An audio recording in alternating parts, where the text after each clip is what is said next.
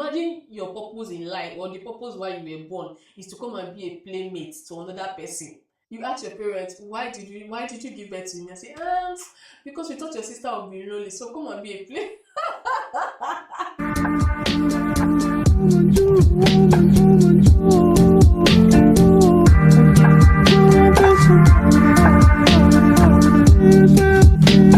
Hi. Hi. Hello, and welcome to my YouTube channel. My name is Itwa. Thank you so much for joining me on today's video. If you are new here, please take a seat. And if you're already a part of the family, like I always say, I do not take your support for granted. Today's topic is very interesting. It's for my mommies, my daddies, my mommies to be, my daddies to be, my auntie. I'm sure everybody is going to get a takeaway from today's video. My daughter is almost 2, and that means I've been getting the when are you having the next one question. She needs a younger sibling question. Is another one along the way question, those kind of things. Parenting is a very difficult job. Now, except you have gone through it yourself or you have been in close proximity to somebody who, has had that experience. Now, I'm not talking of going to visit them for 2 hours. I'm talking of staying there for days, for weeks. You will not understand how demanding, parenting can actually be and how much it can change a person. From sleep deprivation to disrupting your schedules to even affecting the relationship you have with your partner and a lot more. Like, it is definitely not an easy thing at all. I am sure this is very cliche, like a lot of people say this, but I don't even think it has been said enough. Parenting is very, very demanding. Like, when you become a parent, your life is not just your own. You have a full human being. You have a complete human being to think about. You have a complete human being to bother about. Recently, we got an invitation, and after I was excited, that, oh yeah, we are going out. We are going for a party. The next thing that came to my mind is, are kids allowed? Like, can we bring our daughter allowed? Now, this is just little compared to it. You and your partner begin to share a calendar. You cannot just stand up or you cannot just decide you want to spend extra 30 minutes or 1 hour somewhere. This is something you plan your schedules, you plan your days ahead. So when I say that it disrupts a lot of things, it disrupts a lot of things.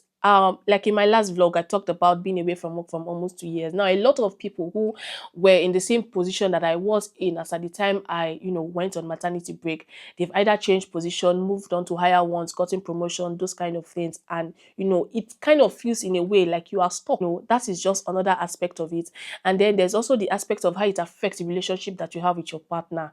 It is not the same. Both of you are tired, both of you are exhausted, and it can also get to the point where you are more like roommates because your only focus, or your main focus, should I say, is the child that you have between you. So it is very easy for you to forget each other. You don't care about the other person. Your main focus is this child has to be okay, this child has to eat, this child has to be fed, this child has to, that is just what you are focusing on. So a lot of things have to be put into consideration when you are talking about this parenting thing.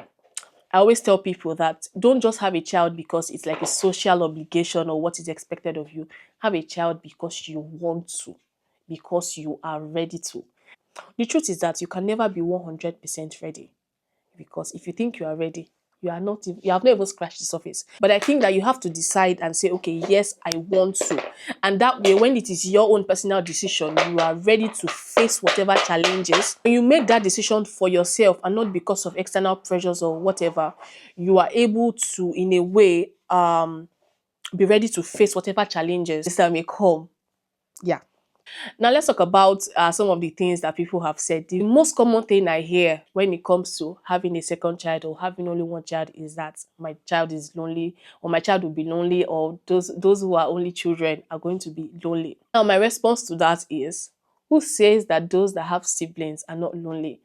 Who says that having a sibling cures somebody of loneliness? Like, having a sibling or having siblings is not a guarantee that you will not be lonely. Not everybody has a good relationship with their siblings. Now, let me just put it out here that I have an amazing relationship with my siblings. I think I have my parents to thank for that.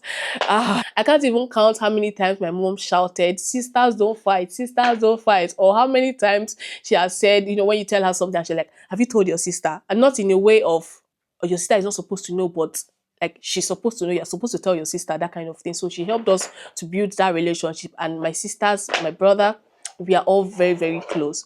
While I have a good relationship with them, and it will be a good motivation for me, like if I were to have another child, I would want them to have the kind of relationship I have with my siblings. It's the kind of relationship I would want my own kids to have with each other. But that is not a good that is not enough. That is not enough reason for me to bring a child into this world. Imagine your purpose in life, or the purpose why you were born is to come and be a playmate to another person. Like, it doesn't make sense in my head. It doesn't make any sense in my head. Like, you ask your parents, why did you give birth to me? I say, because we thought your sister would be lonely, so come and be a play. I don't know other people's motivation for having other children. I mean, everybody has their own reasons. The fact that you're telling me that my daughter needs a playmate and that's why I should have another child. Really? What happens to friends? What happens to families? What happens to cousins? What happens? Like, I don't understand. Another response I think is very great with that is parenting is a calling. If more people think about it as a calling, I believe a lot more people will have less children, because it is beyond providing their material needs. It's beyond you making money for them to go to school, buy clothes for them and eat. You are actually responsible for the life, the destiny, the future of a human being, and possibly a generation. It is not just, oh, let's give birth to this child, let this one be a. No, you are not just fulfilling a social obligation, you're not just adding to the population of the earth. It is a calling. You are meant to nurture this child, nurture their gifts, build their self-confidence, give them, yes, give them, take.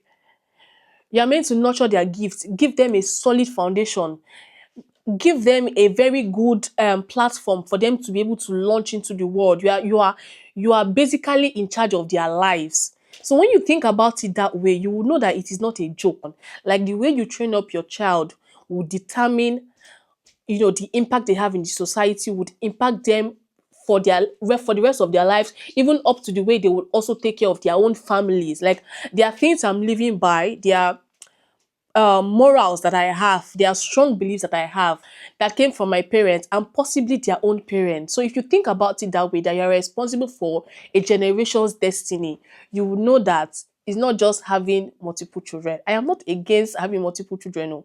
If you have the strength and God has enabled you to be able to do that, I give it up to you, because it is not easy at all. How many can you actually, like, confidently say that you can care for 5 children or 6 children or 7 children or 4 children or 2 children, whatever the number it is that you're comfortable with? If you are certain that yes, you can give each child that kind of attention that they need, all well and good.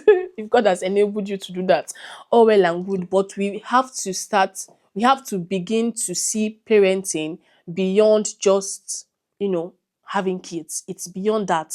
It is a calling. It is spiritual.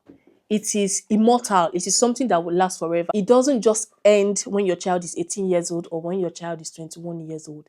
It lasts for the rest of their lives and up onto generations and generations like that. I understand that some people have decided when they were younger that, oh, I'm going to have 3 children, I'm going to have 4 children, and then they go through pregnancy and childbirth, and they're like, no, I cannot do this more than once.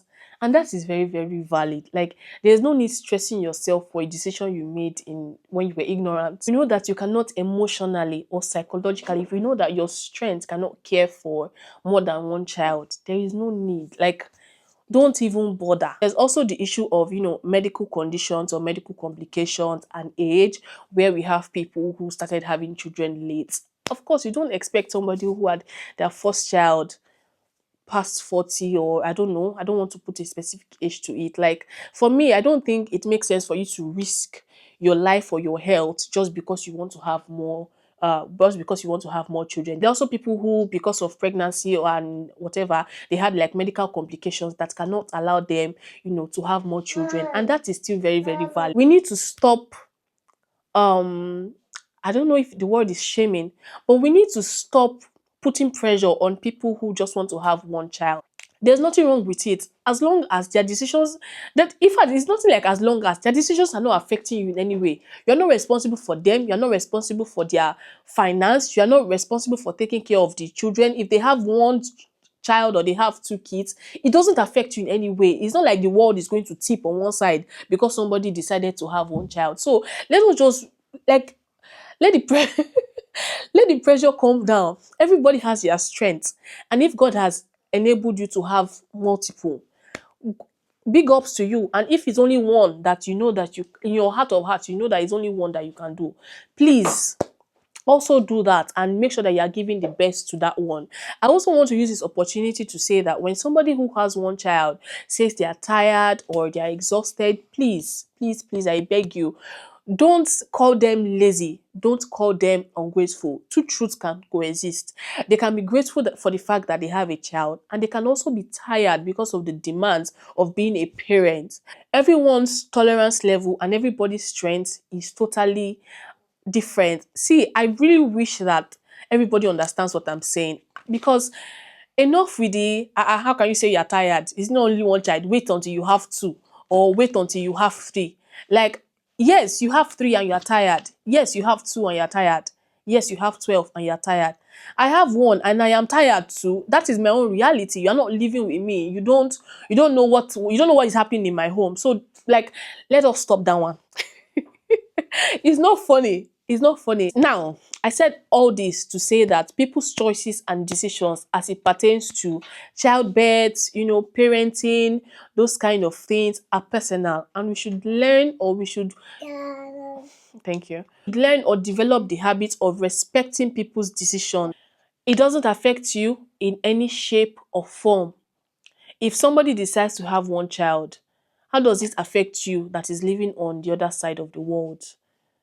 If somebody decides to have 5 children, how does it affect you in another, on the opposite side of the world? We should learn to stop policing people's family values, people's womb, people's decisions. Like, let everybody live and let live. I know my strength and you know your own strength. Don't use your own self to measure me, and I'm not going to use my own self to measure you. This is beginning to sound harsh, but that's all I have to say. Let me know what you think in the comment section. I like the conversations going on in the comment section, and that's all I have for you guys today. Thank you so much, and I'll see you in the next one. Bye bye.